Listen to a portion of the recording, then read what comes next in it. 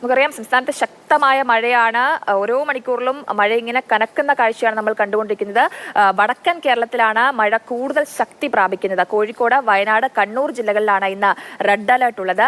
ഈ ജില്ലകളിൽ തീവ്ര മഴയ്ക്കാണ് സാധ്യതയുള്ളത്. ദിവസങ്ങളായി മഴ തുടരുന്നതിനാൽ പ്രത്യാഘാതം കൂടുതലാകും എന്നതിനാലാണ് ഈ റെഡ് അലർട്ട് പ്രഖ്യാപിച്ചിട്ടുള്ളത്. നമുക്കിപ്പം വയനാട് നിന്ന് കമലും കൊച്ചിയിൽ നിന്ന് ശ്യാമും ചേരുന്നുണ്ട്.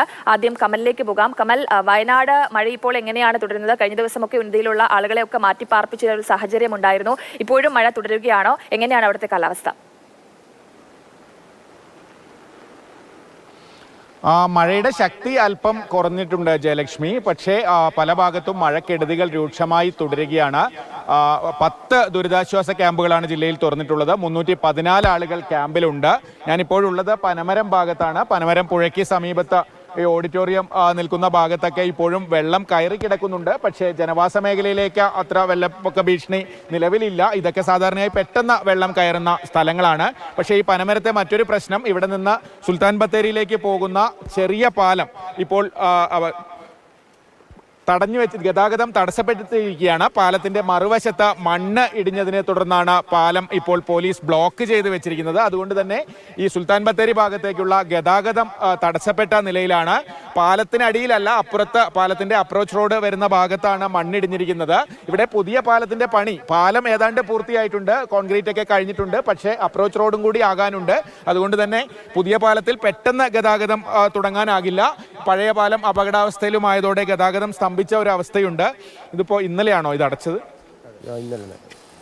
എന്താ നിങ്ങൾ ഇടിഞ്ഞത് അത്രത്തോളം ഗുരുതരമായ പ്രശ്നമാണോ? ഗുരുതരമായ പ്രശ്നമായിട്ട് തോന്നുന്നില്ല. വണ്ടികൾ, ചെറിയ വണ്ടികളൊക്കെ വിടാം, വലിയ ലോഡ് വണ്ടി വിടാണ്ടിരുന്നാൽ മതി, അത്രേ ഉള്ളൂ. അല്ല, പ്രശ്നം എന്നാണ് പിന്നെ മണ്ണ് ഇടിഞ്ഞുകൊണ്ടിരിക്കുന്നുണ്ട് അങ്ങോട്ടേക്ക് മൊത്തം. പിന്നെ വലിയ വണ്ടി പോവാണെങ്കിൽ ചിലപ്പോൾ അപകടങ്ങൾ സംഭവിക്കാനുള്ള ചാൻസ് ഉണ്ട്. ഇപ്പോൾ ജനജീവിതത്തെ വല്ലാതെ ബാധിക്കില്ലേ പനമരം ടൗണിനെ ബാധിക്കും. കച്ചവടമായിട്ട് എല്ലാവർക്കും കച്ചവടമായിട്ട് ബുദ്ധിമുട്ടുണ്ടാവും. കാരണം മറ്റുള്ള ആൾക്കാരൊക്കെ വേറെ ടൗണിലേക്ക് പോകുമ്പോൾ ഇവിടെ കച്ചവടം പൊതുവെ കുറയും. വെള്ളം കയറിയിട്ടുണ്ടോ? വേറെ വീടുകളിലൊന്നും വെള്ളം കയറിയിട്ടില്ല? വീട്ടിലൊന്നും വെള്ളം കയറിയിട്ടില്ല. വെള്ളം കയറിക്കൊണ്ടിരിക്കുകയാണ് എല്ലായിടത്തും.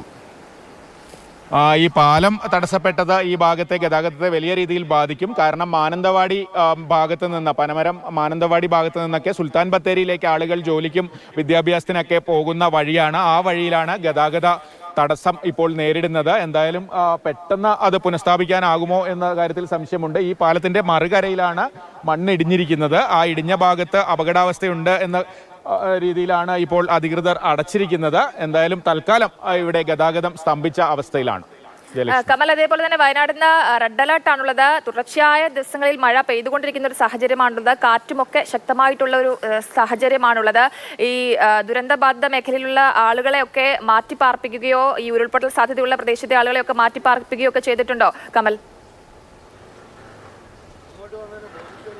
അത്തരത്തിൽ മുൻകരുതൽ നടപടികൾ എന്ന നിലയിൽ മാറ്റിപ്പാർപ്പിച്ചിട്ടില്ല. വെള്ളം കയറിയ സ്ഥലത്തൊക്കെയാണ് മാറ്റിപ്പാർപ്പിച്ചിരിക്കുന്നത്. റെഡ് അലർട്ട് ഉണ്ടെങ്കിൽ കൂടി ഇന്നലെ പുലർച്ചെ മുതൽ മഴയുടെ ശക്തി അല്പം കുറഞ്ഞിട്ടുണ്ട് എന്നതാണ് ഏറ്റവും ആശ്വാസകരമായ കാര്യം. ശരി കമൽ, വയനാട് ജില്ലയിൽ ശക്തമായ മഴ തുടരുന്ന ഒരു സാഹചര്യമാണുള്ളത്. കണ്ടിന്യൂസ് ആയിട്ട് മഴ പെയ്തുകൊണ്ടിരിക്കുകയാണ്. മണ്ണിടിച്ചിൽ സാധ്യതയുള്ള പ്രദേശങ്ങളിലൊക്കെ ആളുകളെയൊക്കെ മാറ്റി പാർപ്പിച്ചിട്ടുണ്ട്. ഗതാഗതം സ്തംഭിച്ച ഒരു സാഹചര്യം കൂടി വയനാടുണ്ട് എന്നുള്ളതാണ് കമൽ റിപ്പോർട്ട് ചെയ്യുന്നത്.